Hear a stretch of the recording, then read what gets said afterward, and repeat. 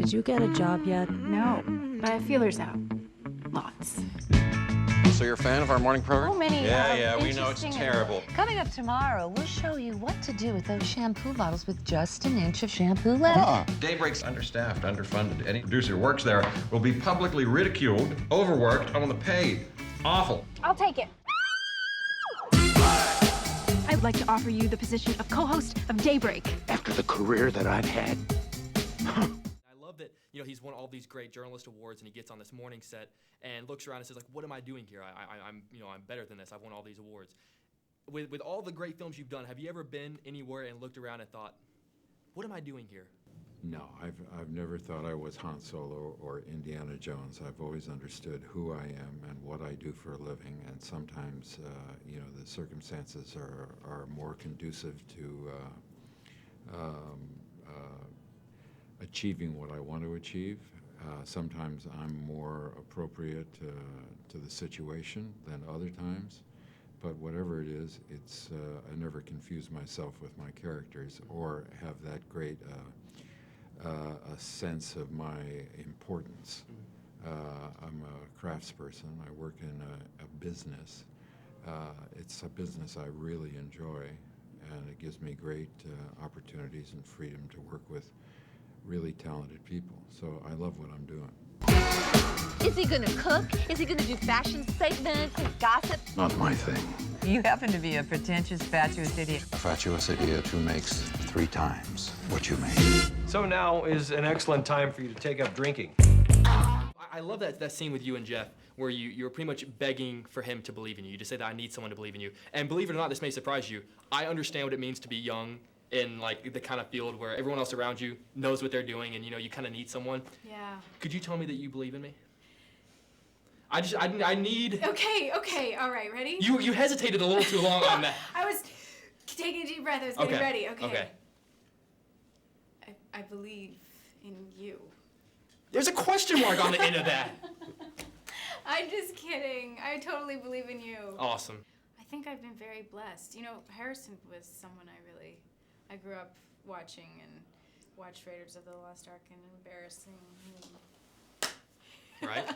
a lot. There's no reason to be ashamed about that. No, but I watched it too much. I Star Wars too much, so. Tape, yeah. So we're perfect for each other. Okay, all right. If you know what I mean.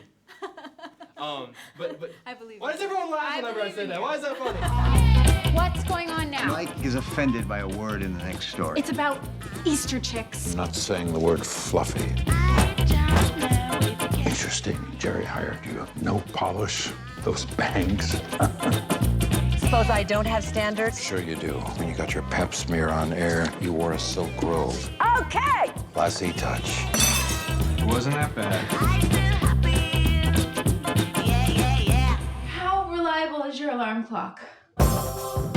Get up, Jake. If you know who sang that song, I will give you nothing but think you're cool. Get Up Jake? Yep. I can Google it. Boo. Boo. Who sings it? The band. Now I feel like this interview started off terribly.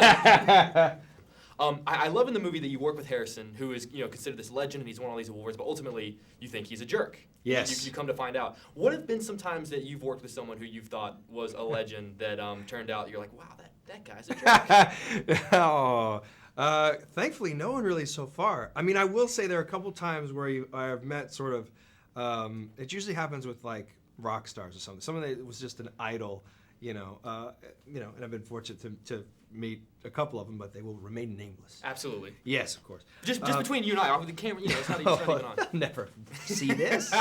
No one's gonna look at this. And then you sort of get to know them, and you're like, wow, you're kind of a dork, or I don't really want to know you. I have a feeling you're gonna be really mean. So it's kind of deflating, isn't it? Once you meet someone that's kind of your childhood hero and they don't live up to that. It is. Yeah, it is. It really is. Or when you go to see like your favorite band growing up as an adult, and you see them, and you're like, man, I used to think they were so cool. But it was someone in music. It was someone in music that was that person. Yeah. I mean, no one really. I mean, why are you trying to put words in my mouth? I'm just trying to. You're trying to get some dirt. I am. I'm giving you nothing. You're just mad because I didn't know the name of that song. I am mad because you did not know who sang Get Up. You want to make the ratings worse? That's why you came here? I'm not giving up.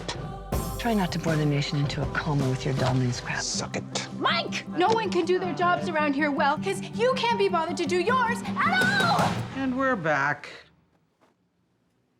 Welcome back to Daybreak. How old are you? You're like 22. 22. 22.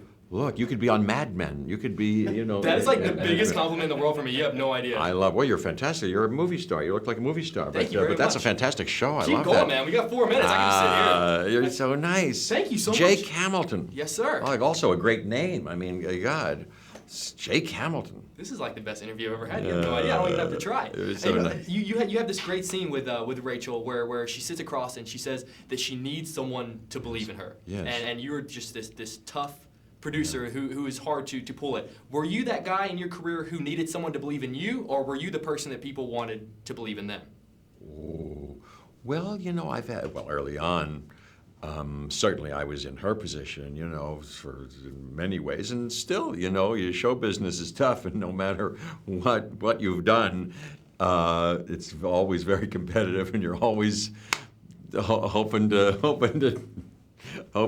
appeal to somebody's sympathies, and then somebody will be a little enchanted with you, you know, continually. But early on, oh yeah, I put myself out there. You know, you can't be shy. It's only my job. It's not my whole life, right? You're worse than I am. I was never at home. When I was, I took every phone call, watching TV out of the corner of my eye. Let me tell you how it all turns out. You end up with nothing, which is what I had till you came along. He is not the best at handling people coming up to him and talking to him and you know, taking pictures with him and just kind of geeking out, as you know, as I tend to do from time to time. How have you learned to accept that over the years, people coming up and fans? I mean, is that something that you're cool with? Well, I think of them more as customers than I do as fans, and it's like you know, having a face that's been on display for 40 years is like living over the store. The door is always slightly ajar, and you know, I appreciate their patronage. I don't want to leave them feeling like they've been mistreated. On the other hand, you can't stop and take pictures with everybody on the street, because it begins to be a public nuisance. So I try to be warm and gracious and appreciative of their interest. At the same time, I probably got something to do. Take what you want, steal my pride, build me up or cut me down to size, shut me out, but I just scream. I'm only one voice in a million, but you ain't taking that from me. No, you ain't taking that from me. You ain't taking that. Kissy? That's wrong. Do it again.